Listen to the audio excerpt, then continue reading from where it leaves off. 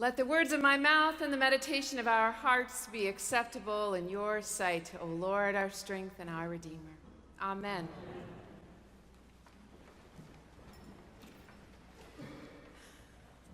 I'm thinking this marvelous Easter Eve about the explorers Lewis and Clark, commissioned by President Thomas Jefferson in 1804 to find a water route connecting the Missouri River with the Pacific Ocean, the famed Northwest Passage. And I've come across two different writers who have zeroed in on the most important moment in this Lewis and Clark story. The expedition had been going on for many months. They had seen these men many wonders, new to them animal species, giant waterfalls. They'd suffered illness, and dozens of times they had been cared for by the men and women of over 50 tribes, the true inhabitants of the land, who welcomed them with kindness. And after all these experiences, Lewis and Clark, they believed that the Pacific Ocean was just around the next bend, just days away. And as one writer, Dayton Duncan, writes, Meriwether Lewis was climbing to this ridge that he was sure was the Continental Divide, and as he walked up this saddle in the mountains, he expected that when he got there, he might see the ocean. But certainly he would see the western equivalent of the Great Plains and a river that would flow there. And as he got to the top, he looked out and saw more mountains. Snow on them, we hear. Eternal snows, he said. And the myth of the Northwest Passage died at that moment. And I think that this must be somehow the way the disciples and all of Jesus' followers feel when he is crucified, dies, and is buried. They had come to believe that he would change their lives, change their world, that somehow he would save them from Roman imperialism, from hunger, from injustice, and the authorities take his life instead. And now he lies sealed in a tomb, and we can imagine them, these followers, huddled together, despondent. And this is us sometimes too in our lives. We go along expecting somehow that we are going to hold on to what we have, keep the people we love with us forever, keep a job we like, keep a relationship, keep the world as we know it. And then, invariably, life confronts us with the utterly unexpected: illness, loss, death, unemployment, financial crisis, changes we never thought to expect. Just like Lewis and Clark, we were expecting the ocean and find the Rocky Mountains instead. Now, Lewis and Clark did not give up. Hunger and illness could easily have convinced them to turn around and head home, and instead, and this is very important,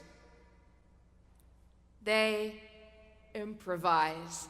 They remain open to reality as it is actually unfolding. They adapt. And as one writer put it, these river rafters become mountaineers. Now, while the disciples mourn, Mary Magdalene and the other Mary head to the tomb where Jesus lies to dress the body with spices. And even though their beloved friend and teacher has died, they just keep putting one foot in front of the other. They move forward and listen to what happens next. Suddenly, a great earthquake, for an angel of the Lord descending from heaven comes and rolls back the stone and sits on it. His appearance is like lightning, and his clothing white as snow. For fear of him, the guards shake and become like dead men. In other words, they faint, but the Marys don't. They are wide awake and engaged. And the angel says to these women, "Do not be afraid. I know that you are looking for Jesus who was crucified. He is not here, for he has been raised, as he said. Come, see the place where he lay." And the angel shows them the empty tomb, and then the angel tells the two Marys, "He has been raised from the dead." Now remember, the angel says, "Do not be afraid." Do not be afraid. And I think what the angel means is, do not be afraid to believe the truly amazing things that are happening right now and the opportunities they hold. Do not be afraid to believe. Do not be afraid to stay with me, stay conscious as I tell you these things, unlike the guards out cold. Do not be afraid to let this amazing news, this new thing, be true.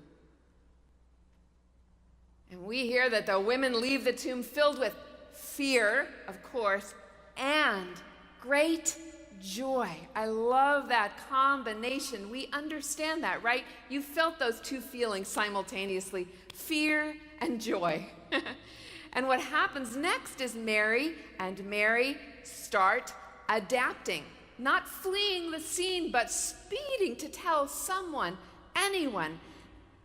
And as they stumble away from the tomb on the run, they run right into Jesus. And the first words out of his mouth, "Greetings. Do not be afraid." And again, translation, I think, believe. Believe. The angel and then Jesus call Mary Magdalene and the other Mary and us to stay awake to how our lives are actually happening, whether we like it or choose it or understand the changes, and to adapt, improvise, live into the new thing. Change is everywhere. Wonderful change and terrifying change and every other kind of change in between. Change is the only certainty, right? Culturally speaking, we have hopeful changes nowadays with our growing understanding and appreciation of gender and our growing refusal to tolerate racism in this country. Other changes terrify us. Economic upheaval, geopolitical uncertainty, the erosion of civility, and the suffering caused more and more by climate change. Nothing is as it was.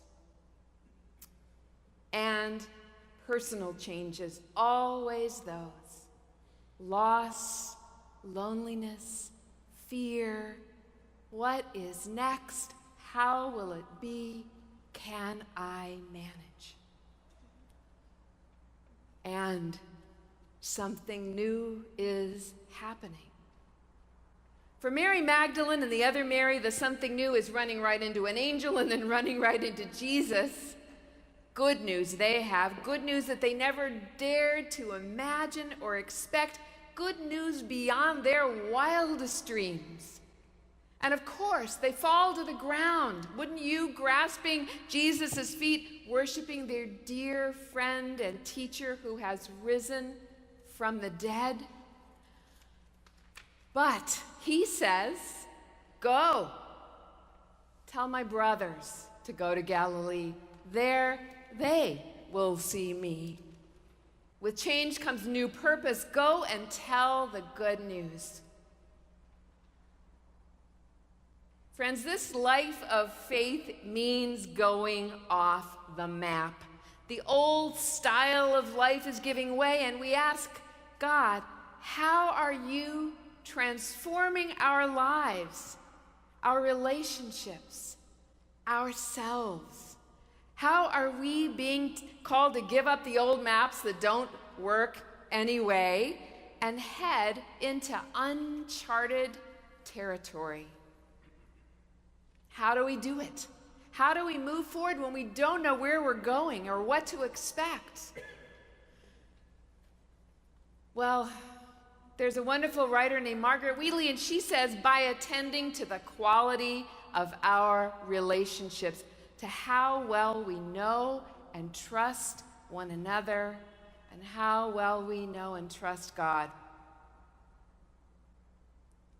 We are in powerfully uncharted territory tonight.